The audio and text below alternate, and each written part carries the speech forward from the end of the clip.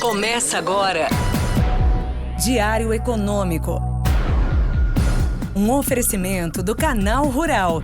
Uma análise das principais informações que impactam os mercados, a economia global e do Brasil. Apresentação Marco Caruso. Fala pessoal, bom dia. Hoje é terça, 8/8 de 2023 e esse é o seu Diário Econômico. Uma certa cautela continua predominando nos ativos brasileiros. A gente viu o Ibovespa fechando em leve queda ontem e aí já se completou 5 pregões seguidos no vermelho. O nosso câmbio voltou para os 4,90, seguindo o externo, que está com um viés de dólar forte.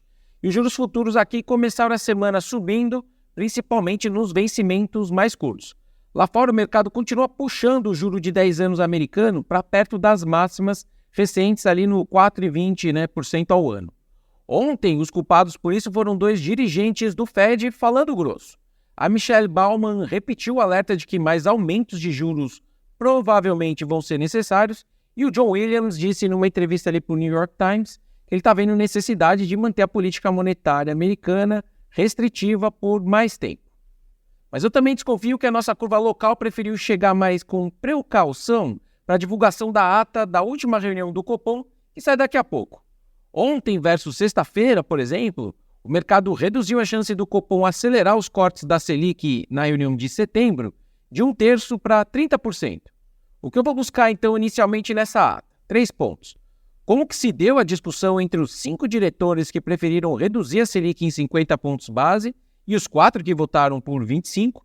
O tamanho do compromisso deles em não colocar a Selic em patamares expansionistas aqui aos olhos do PIB, né? Como eles bem disseram no documento, né? E quando eu falo em expansionistas, eu estou falando de uma Selic ali abaixo de 9%, 8%. O Copom não quer que a gente ache que eles vão levar a Selic para esses patamares super baixos. E também porque que eles julgam que a questão fiscal já não é mais um risco inflacionário. Como eu falei ontem, eu desconfio que os diretores do BC querem tentar passar uma imagem de durões contra a inflação, mesmo depois de optarem por um corte mais agressivo dos juros. Porque, no fundo, a expectativa dos analistas continua acima da meta de inflação, o desemprego segue baixo e muito da desinflação que a gente viu até agora tem mais a ver com um mundo que deixou os efeitos da pandemia para trás do que um mundo de demanda fraca demais. Mesmo assim, eu acredito que o mercado vai pular facilmente para as apostas de cortes de 75 assim que a inflação mostrar qualquer melhora de novo. O que, se acontecer na sexta com o IPCA, que sai, né, como eu falei, segunda nessa sexta, já vai deixar essa ata velha em poucos dias de vida. Do lado da nossa bolsa, a queda de 0,1% é pequena, obviamente, mas fica mais relevante se a gente considerar que as bolsas americanas subiram quase 1% ontem. O Itaú liderou as perdas antes da divulgação do balanço deles ontem à noite, porque, inclusive, a gente viu os números negativos, né, do Bradesco na semana passada. E aí predominou de novo cautela. O Itaú teve alta de 13,8% no seu lucro líquido frente a 2022, em linha com as expectativas dos analistas que foram consultados pela agência Estado Broadcast. O retorno dele sobre o patrimônio recorrente foi de 20,9%, e eles também mantiveram o guidance de crescimento entre 6% e 9% da carteira de crédito. E aí logo depois ali no aftermarket, as ADRs do Itaú subiram. Até agora, de forma agregada, as empresas dentro do Ibovespa que reportaram seus resultados tiveram queda de 50% nos lucros, o que é 7% abaixo do consenso, e também queda de 14% no crescimento das vendas, praticamente aí em linha com esse mesmo consenso. Para terminar, um ponto que vale discutir é essa demora do Congresso em pautar de vez o arcabouço fiscal.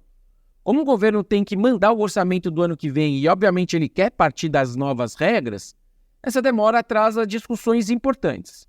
Por trás, pelo jeito, está uma certa guerra fria, ou melhor dizendo, um jogo de cena entre o Executivo e o famigerado Centrão no Legislativo. O contexto é a reforma ministerial que o Lula vai fazer e o Centrão, obviamente, quer garantir as suas vagas. Vamos ver como tudo isso se desenrola, mas, mais uma vez, o Congresso tem a faca e o queijo na mão nessa discussão. Por hoje é isso, turma. Bom dia, bons negócios e sorte sempre.